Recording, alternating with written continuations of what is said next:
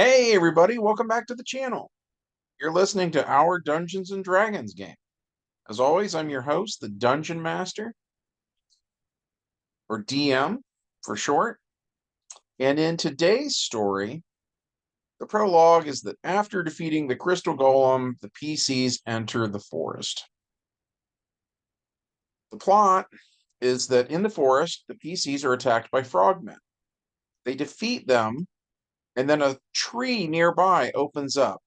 It's like something out of Stranger Things, where the roots and vines part, revealing a strange door between worlds. More lizard folk emerge from the hole and attack the heroes. Shortly afterwards, ogres follow. One is carrying the great hammer that the earlier ogres used, but another has a great axe, big enough for a giant to wield. The axe is made of silver, and that ogre swings it at Claude, but Claude dodges the deadly attack and slashes at the ogre with his claws. The other ogre swings his cold iron hammer at Ivan and hits. Actually, out of game, when we rolled the d20, it not only got a nat 20 once, we rolled a nat 20 three times in a row. So it bashes the skull, and Ivan is dead in one hit. Arthur mauls the ogre, pulling its spine out of its back and then whipping a nearby lizard man with it. The frogmen pile on the heroes, but to no avail. The heroes kill everyone here, then mourn the loss of their fallen comrade until they're attacked by tree ants. The heroes kill the evil tree monsters, then face off against axe-throwing lizard folk. After killing off wave after wave of enemies, the heroes enter a clearing where they find a stoned face. Weird demonic figures have been carved into the stone here. There are two of them, each holding a scythe. The scythes are crossed, creating triangular shape. While here, two Hulk-sized enemies attack, one green, one blue. Both are bald with pointed ears. The PCs fight them, and once their hit points get low enough, they run off. Another stone face depicts a huge skull. It's reminiscent of Castle Grayskull, and similarly, the mouth opens, revealing a door. Ogres pour out, each of them armed with the kind of metal that the different PCs have a weakness to. After that, it's time to fight yellow and pink lizard folk again. Eventually, the PCs get to a lake where they encounter more frogmen. One uses its long tongue to try to swallow Hibishi whole, but Arthur cuts off the tongue using the Phoenix sword.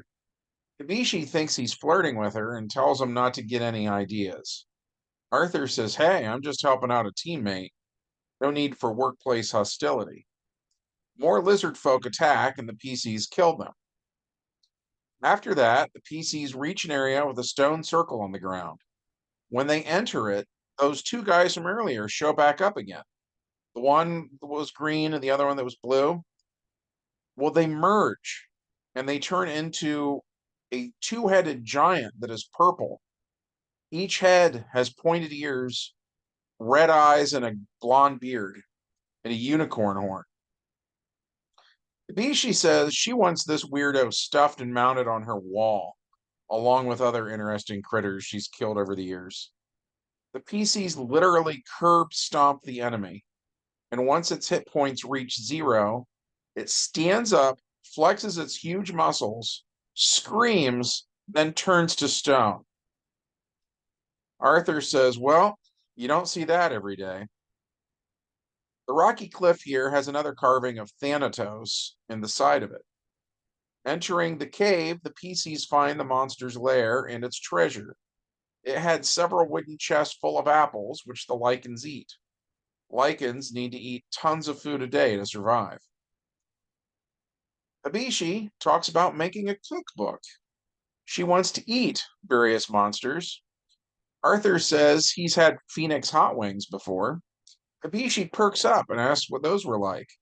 Arthur says, "Hot." then adds that he didn't get hungry for a while after that. He's always wondered if the phoenix was trying to regrow itself in his stomach. Hibishi is very interested. Epilogue.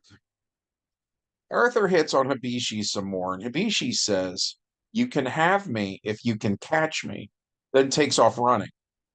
Arthur runs after her, but Hibishi is too fast. They get to some stone pillars, and while she parkours between the narrow opening, Arthur shoulders one down, but it slows him down. Hibishi gets away. So that's it for this one. I hope that you enjoyed it. If so, be sure to smash that like button, hit subscribe, ring the bell for notifications, all that jazz, and we'll see you in the next video.